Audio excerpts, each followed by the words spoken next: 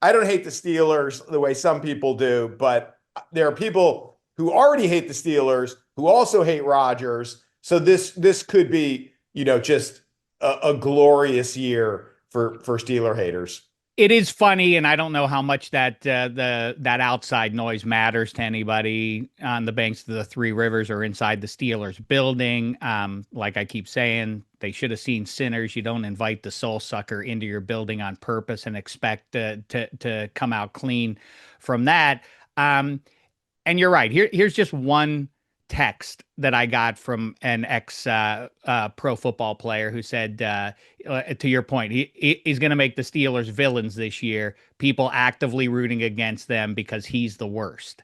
I think there is some of that out there. And then there are his defenders who are now digging their heels in and sort of doing this performative thing of like, I don't get it. Why is everybody so upset about Aaron Rodgers? Like, the in Sinners, the guy who was invited into the building could take your culture and make it his own. He didn't have the ability to give you amnesia, but apparently a lot of people are suffering from that the last 3 years, very much like what happened with Russell Wilson. I get that the brand name is good. Russell Wilson was in a couple of Super Bowls back to back and on a great team. Aaron Rodgers was on a great team. He won a Super Bowl 15 years ago. Steelers fans remember that because that was the last time the Steelers were in a Super Bowl too. That was a long time ago though. So the idea that you're getting the brand name Aaron Rodgers, future Hall of Fame, that sounds good. It's like if you saw that again at TJ Maxx, same as Russell Will, like, hey, wow, look at this guy. Look the brand on this one. This guy's been to a Super Bowl and he's won all these MVPs. Yeah, it's out of style now. Everybody, hey, Coach T, this was very fashionable a half a decade ago. It no longer is. What it is, and you're exactly right, Hench, is that all it does is hit the pause button. It's this very strange sort of season that will exist in and of itself now that has no impact really on the trajectory long term of the team. And that's very weird. And now the people who support this move, a 1 year deal, never mind the fact that it is the sequel to the Expendables that we saw last year that nobody enjoyed with Russell Wilson in a co-starring role along with Mike Tomlin. Now, Russell Wilson has been shown the door and replaced by Aaron Rodgers in the starring gig. It doesn't change the fact that they didn't feel like here's the big explanation from Tomlin and Khan and anyone who supports this method is who should they have gotten? There was no quarterback available in the draft that would have been worth it. And that's why they're delaying this. They're hitting the pause button. First of all, if you're enacting the Indianapolis Colts approach to winning football, the results have been tepid at best over the last half decade for that team, from Carson Wentz to Matt Ryan and Phil Rivers and Joe Flacco and Gardner Minshew and every other cat that they rolled through there. That's what the Steelers are trying to do. And pay attention to the end result for the Colts. They crawled through that river of shit to get through clean on the other side to land Anthony Richardson. Is that the big prize? That's absolutely a plausible result. What should they have done? Like we've said ad nauseum, they should have kept Justin Fields. When he left the building, and by the way, it was pennies that would have made the difference, that would have closed that gap, unless you're of the mind that Justin Fields was so raw about getting yanked and played a good soldier while Russell Wilson was out there last autumn, unless you buy that Justin Fields was just not going to sign. If he got another offer, another viable offer, he was going to go there. Maybe that is the result. And maybe that speaks to the overestimation of Steelers' mystique to this generation of players. But the other one that was out there that, the Sam Darnold was the big ticket item, but Geno Smith was out there. So they could have had him, and that's a bridge quarterback. Very different, obviously, than Justin Fields and the way he plays the position, but those were viable options that they had, and they decided against taking those, and now they've brought this guy into the building, and at best, Hench, as we say, it just feels like it just is going to sit in this silo. The 2025 Pittsburgh Steelers season has no impact on what preceded or what follows here because it's a one-off. A lot of these vets are going to be gone after this season, no matter what happens here. So that's a weird spot to sort of be pregnant for 6 months now, upcoming as a football fan, 8 months. But it's also schizophrenic too. What's the plan? If the goal is to win right now, then why would you have given away George Pickens, who is in the last year of his deal? It would be one thing if it's like, we got to move on from George Pickens because this is bad for the era. Like, he's gone after this year anyway. He would have given you the best chance of winning right now if, in fact, that was the goal. And if it is to get a higher draft pick in 2026, then why did you go get Aaron Rodgers if you think he's better than Mason Rudolph? Because Aaron Rodgers is going to win you an extra game or three over the course of the season, thereby moving you a little bit further away from the main goal, which seems to be getting as high a pick in 2026 as possible. It's all over the place. And I do think for all the people who are now out there saying, got to support this. Why? Says who? I'm a James Bond franchise fan. Doesn't mean I enjoyed the Timothy Dalton movies. I mean, I like it. I can wait for the Daniel Craig years. You're under no obligation to root for this. You're not a bad person if you root for or against this. The politics, everybody wants to inject the politics in there to make some point. Politics, Aaron Rodgers' politics are gray at best. So that thing, especially a week removed from, I don't know if you guys saw if this reached Football America, but it was a big deal on the banks of the Three Rivers last Friday that Mason Rudolph and Miles Killebrew and Rocky Blyer went to a Trump event at the Steel Factory and all of that. They're individuals. They're allowed to side politically with whatever side they want to. This is not that. This is, and the main point, as you get the football, if the main point isn't some three-dimensional human being type based conversation, it's just about the results on the field, that brings us all the way back to where Hench said much more simply than I just did over the last 28 minutes or however long I've been monologuing here. He's not very good. He's a third-tier quarterback. We're not talking about Aaron Rodgers, the MVP, or even a guy who's a tick down from that. He's a 41, 42-year-old man, and I get the raw numbers. The touchdown passes versus interceptions in 2024 weren't that bad, and he looked a little bit better down the stretch last year than he did. But he still is. The underlying numbers indicate he's about the 20th, 22nd best quarterback in the NFL right now. And all this nonsense to get that cat is, I'd like to say beneath the Steelers, but given the last 5 or 10 years, I mean, this seems to be who they are. How say you, Hench? Well, I think, first of all, to bring it all full circle, you were talking about that Super Bowl. The Steelers should make Rashad Mendenhall RB1. Bring him into camp. I like that. To give people a visual representative. Like, it's like, hey, here's what the running back who cost us that Super Bowl looks like. Just so you know, the winning quarterback, that's our starting quarterback. That's how long ago this was. The other thing you got me thinking is, like, do you think Rocky Blyer, because Trump's on record as saying avoiding STDs that was his Vietnam?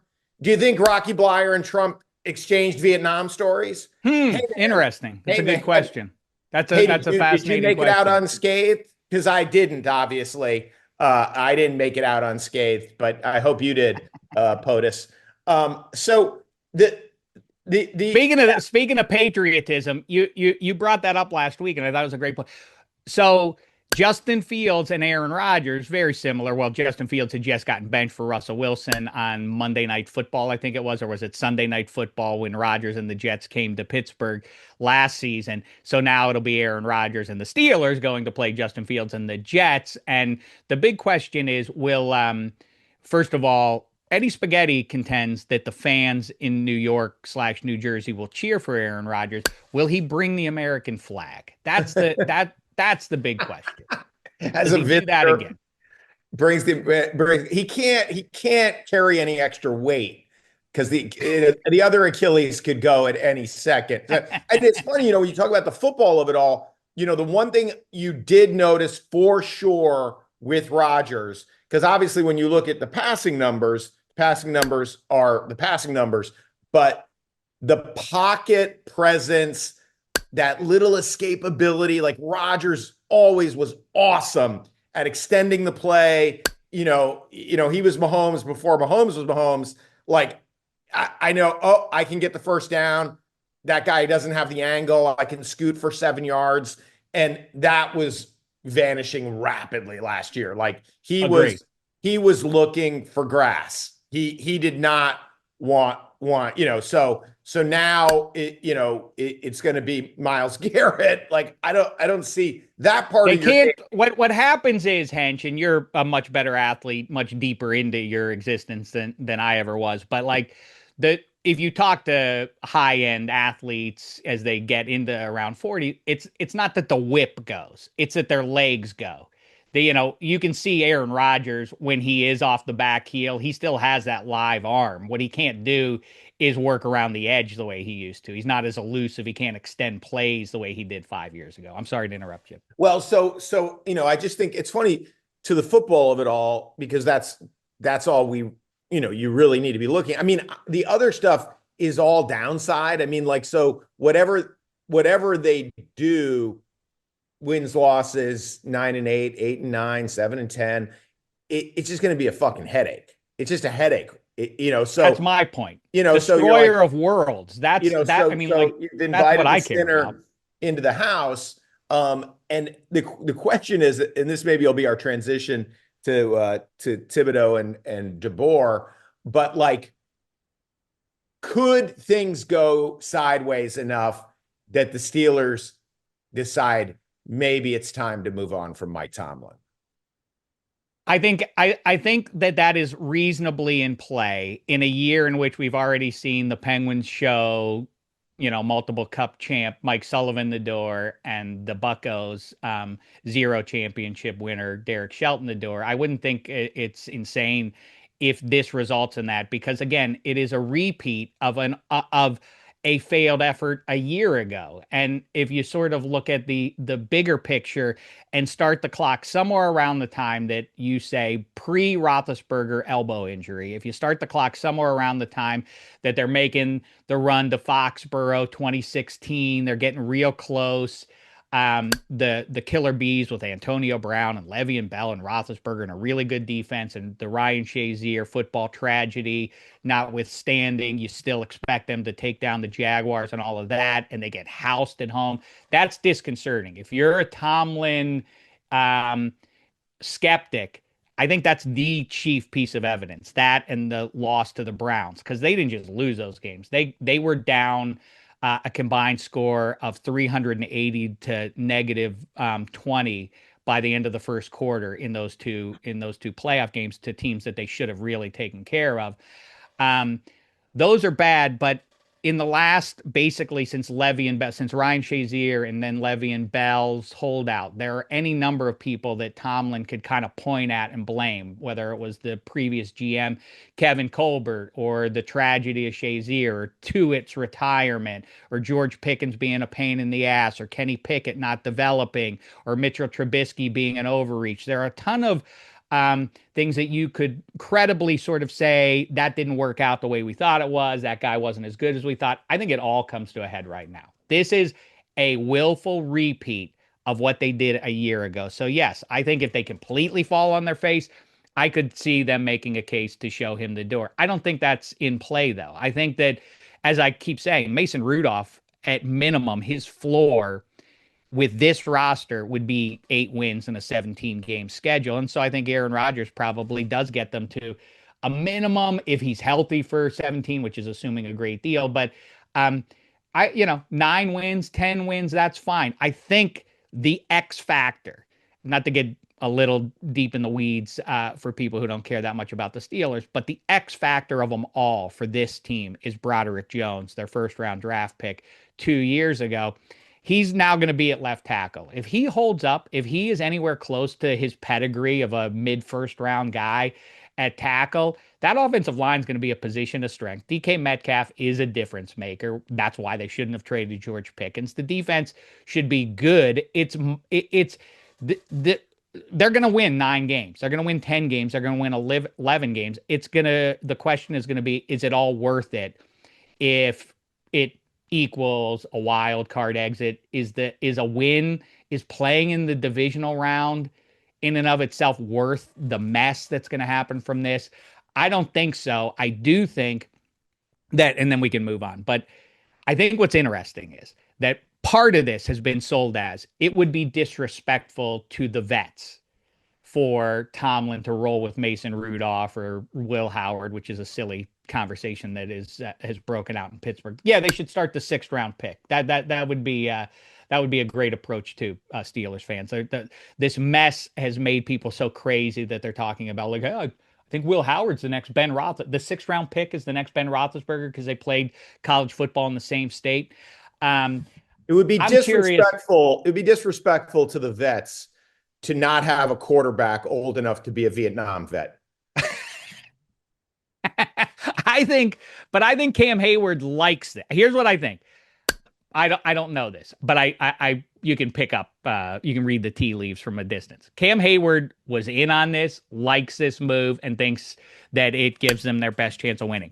I don't know about TJ Watt. I am curious to see what goes down in the coming days and weeks. His brother makes noise on social media and on McAfee and otherwise about the deal and the sequence. Why did they pay DK Metcalf before they paid TJ and all of that? And I think that TJ Watt, as I keep saying, there isn't, unless he thinks that Aaron Rodgers can get him to the Super Bowl, and I don't think anybody this side of Mike Tomlin believes Aaron Rodgers can get him to the Super Bowl. I don't think Aaron Rodgers thinks he can get the Steelers to the Super Bowl. I wouldn't be surprised. I'll be curious to see what happens with TJ Watt and the Steelers between now and training camp. I think they'll probably resolve it, but I wouldn't be surprised if TJ Watt is more quietly upset by this than what's been indicated so far. Anyhow, well, just to round it off, if you talk about Tomlin, well, last year, Robert Saleh was the coach of the Jets.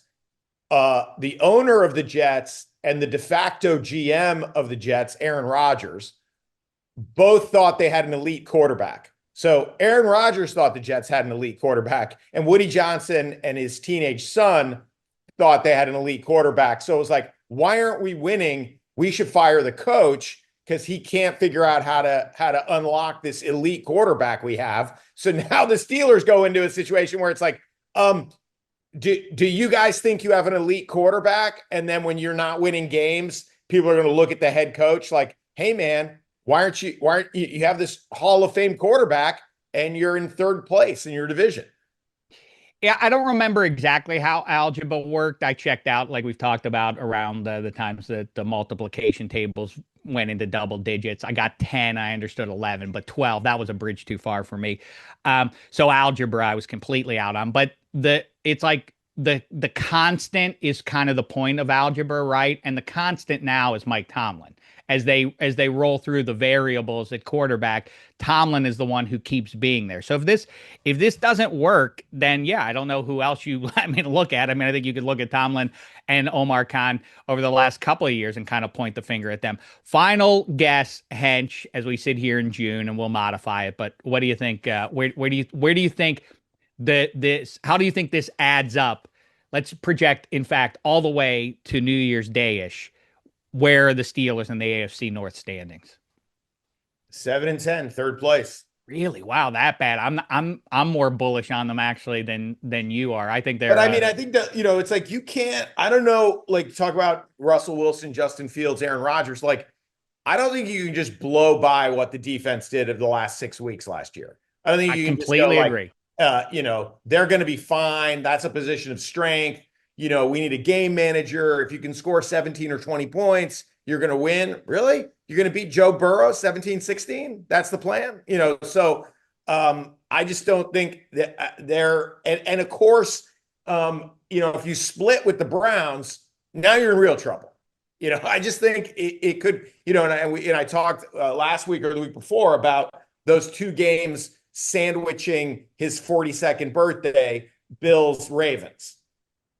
So, you're going to be getting points in those games. You're going to be expected to lose those games, so the at Baltimore shit kicking following his 42nd birthday. And we don't know if that's taking place in Egypt or Oaxaca we'll just have to wait to see what he feels like to have that 42nd birthday celebration. Both of those are happening. They're in Oaxaca and Egypt in his mind. I mean, I think that the like we talk about the Jets game, it precedes those games, and if Aaron Rodgers loses to Justin Fields in Week 1, I really just don't know where they go from there as a team. The buy-in from the guys in the locker room, if that is the result right out of the gate, I mean, really, they're going to be lost at sea immediately, and it will barely have been Labor Day. Spaghetti, where do you think they come in the AFC North standings? I think they're in the 11 win range in second place. I think they're going to be above the Browns clearly, and I just don't really love what's going on in Cincinnati right now. And I also said, I believe I said a week or two ago that I do think that Baltimore, like a lot of their success last year was based on the old legs of Derrick Henry not slowing down. Just what happens if Derrick Henry is no longer to be seen. I think they struggle a little bit. They're still a pretty good squad. So I think right now the Steelers just, based on the track record with Tomlin and such, and I still think a large amount of Rodgers' problems last year with the Jets just being the Jets in an awful situation. I still think 10, 11 wins is not out of the question. Well, the buzz is as we record is that the next member of the Pittsburgh Steelers, and it's not a joke, will be Alan Lazard. I mean, and one last thing, and then we'll move on. I do think the semi sad bit of irony for Aaron Rodgers is that he is aware to some degree that of the perception of who he is, and so I do think that it was a big deal in Pittsburgh a couple months ago when Pat McAfee had his live show at the arena, sold out, and a lot of people thought that's when Aaron Rodgers is going to announce.